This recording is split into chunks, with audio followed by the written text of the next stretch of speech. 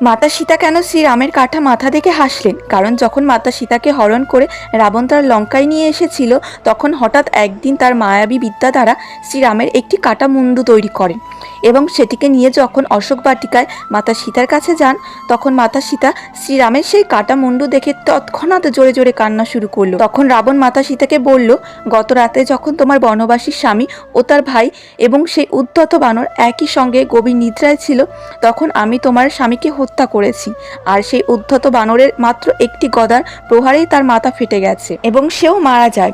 এই সব দেখে তোমার বনবাসী স্বামীর ভাই লক্ষণ তার নিজের প্রাণ বাঁচিয়ে বানর পাল নিয়ে পালিয়ে যায়। রাবণ যখন মাতা সীতাকে শ্রীরামের একটি ভাঙা ধনুক দেখালো, তখন এই সব কথা শুনে মাতা সীতা জোরে জোরে হাসতে শুরু করলো এবং তিনি রাবণকে বললেন, যে লক্ষণ 14 বছরের জন্য না ঘুমানোর প্রতিজ্ঞা নিয়েছে, তাকে তুই নিদ্রামগ্ন বলছিস? যে প্রভু শ্রীরাম ভগবান শিবের ধনুক ভেঙেছিলেন, তার ভাঙা ধনুক তুই আমাকে দেখাচ্ছিস? আর যে হনুমানজিকে আমি নিজে স্বয়ং চিরঞ্জীবী হবার বরদান, তাকে তুই মৃত বলেছিস? মূর্খ রাবণ! এইসব কথা শুনে সে উপর থেকে নিচ অবধি ভয়ভীত হয়ে গেল। সেখান থেকে রাবণ তার নিজের ভবনের দিকে চলে গেল। ভিডিওটি ভালো লাগলে চ্যানেলটিকে সাবস্ক্রাইব করে কমেন্টে অবশ্যই জয় শ্রীরাম লিখে